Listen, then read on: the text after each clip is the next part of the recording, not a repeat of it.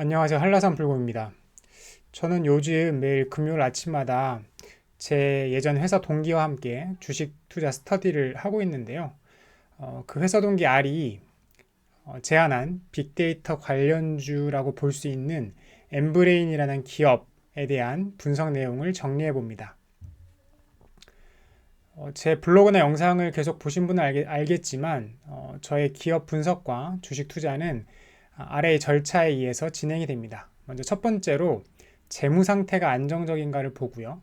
그 다음에 최대 주주와 경영진이 안정적이고 또 실적과 배당의 성장에 100% 집중하는가를 봅니다. 그 다음이 현재 배당금이 리즈너블하고 또 실적에 비례해서 배당금을 지급하나, 그리고 앞으로 사업 그리고 실적과 배당이 안정적으로 계속 성장할 수 있나, 그리고 마지막으로는 내가 현재 투자 중인 다른 기업들과 비교 시에 상대적인 이 매력도, 투자 매력도는 어떤가를 비교해서 최종적으로 투자를 할지 아니면은 일단은 지켜보면서 계속 공부를 할지를 판단을 합니다. 먼저 이 엠브레인이란 기업의 재무 상태를 살펴봤는데요. 가장 최근에 실적을 발표했던 2022년 3분기 기준으로 부채 총계가 219억, 자본 총계는 271억으로 부채 비율이 80.77%였습니다. 지금까지의 이 부채 비율의 흐름을 보면은 대략 한 50%에서 80% 수준을 유지하고 있어서 재무 상태는 안정적으로 보였습니다.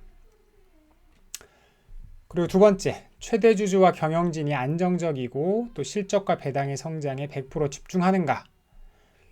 이 엠브레인이라는 기업의 최대 주주는 일본의 온라인 리서치 기업인 매크로밀인데요.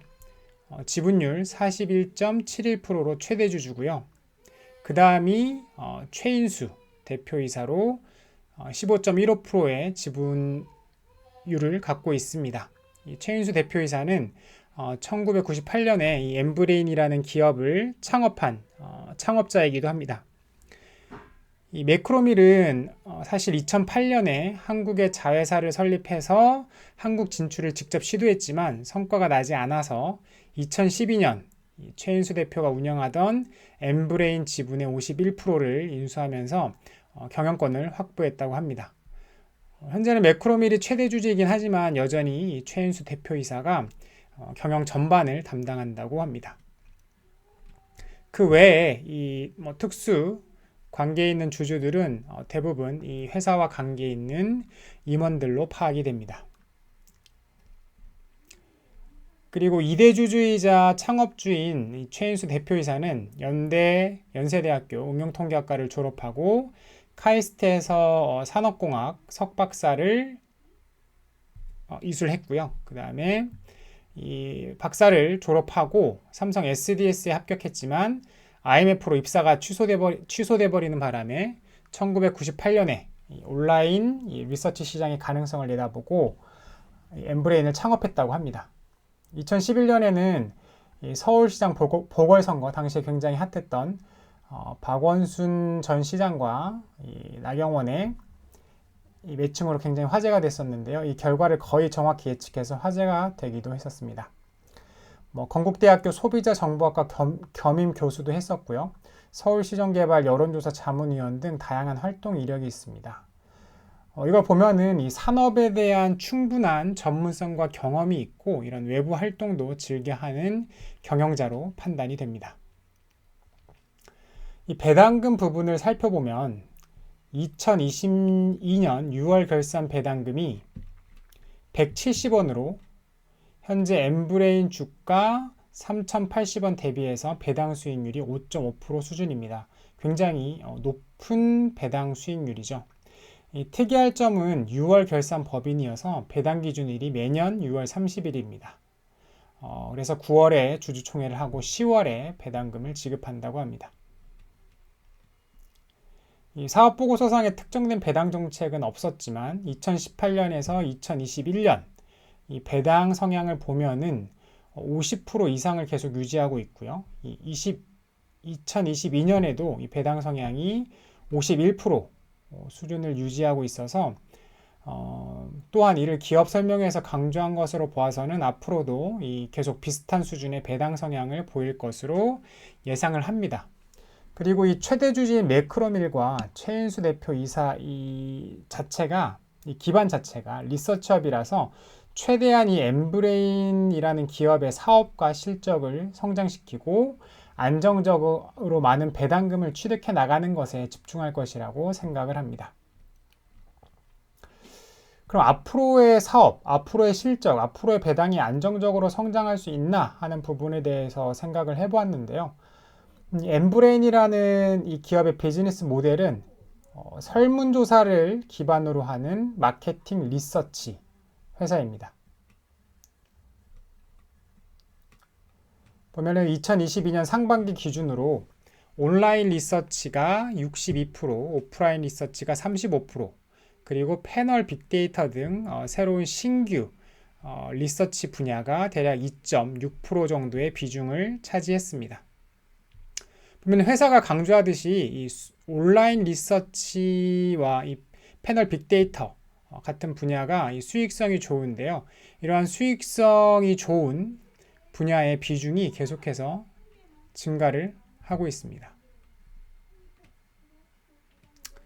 2019년부터 매출은 매년 5% 이상씩 증가를 했고요.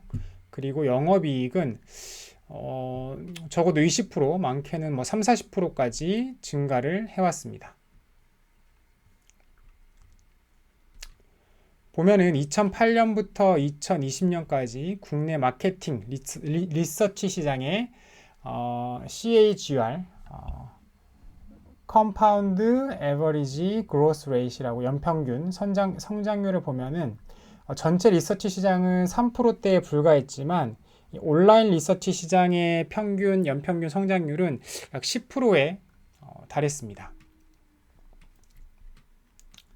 만약 지금까지의 추세가 앞으로도 이어지고 엠브레인이 국내 평균 정도의 성장률만 유지를 한다면요, 65%의 비중을 갖고 있는 온라인 리서치 분야가 10%씩 계속 성장하고, 그리고 나머지 35%가 대략 3.2%씩 성장을 한다고 하면은 연평균 7.6% 정도 성장할 수 있을 것으로 예상이 되는데, 거기에 이 온라인 리서치의 수익성이 굉장히 높은 편이고, 또 이 엠브레인이 마케팅 리서치 시장의 탑 티어 기업임을 감안했을 때 연평균 10% 이상의 이익 성장, 그리고 그에 따른 배당의 성장 또한 기대해 볼 수 있을 것으로 보입니다.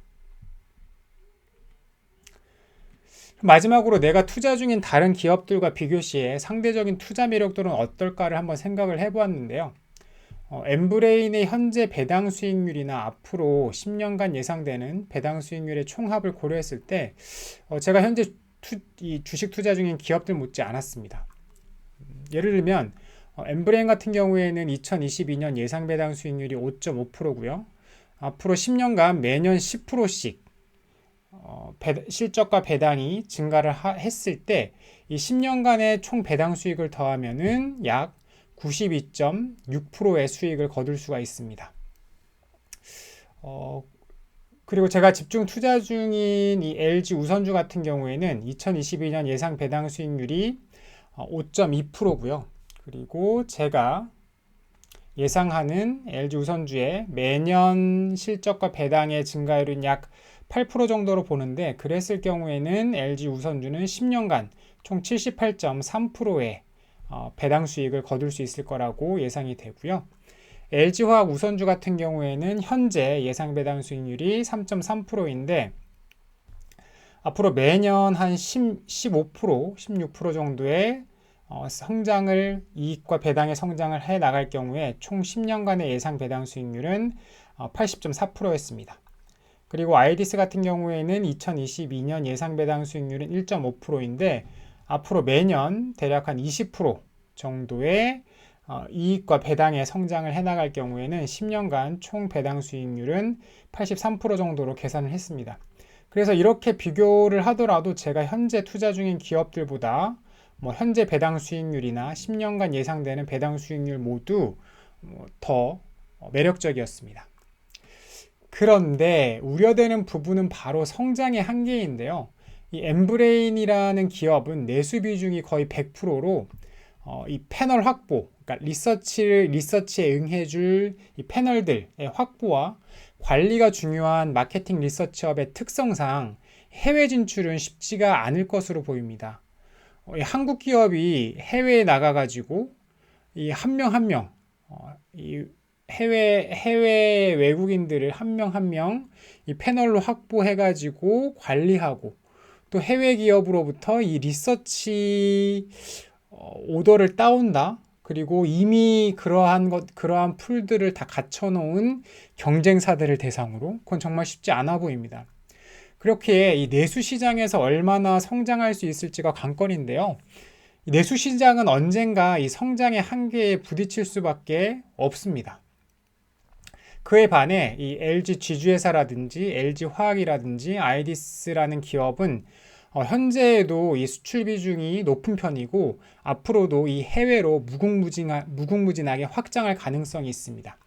그만큼 더 장기간 그리고 더 빨리 더 많이 성장할 가능성이 충분한 거죠.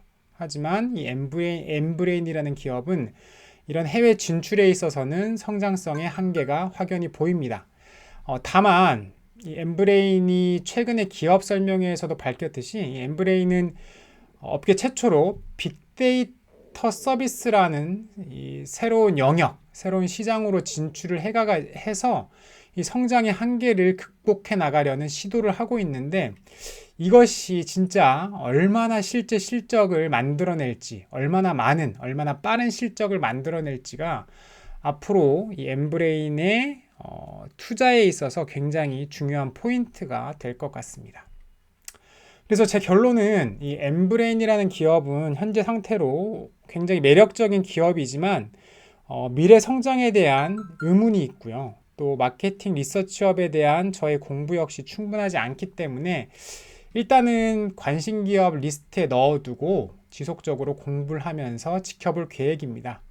근데 이게 투자도 전혀 하지 않고 공부를 하고 지켜보는 것은 잘 되지 않기 때문에 오늘 당장 아주 소액만 투자를 해가지고 이 소액 투자를 이 동기부여의 어떠한 요소로 삼아서 앞으로 계속 공부하면서 지켜볼 계획입니다.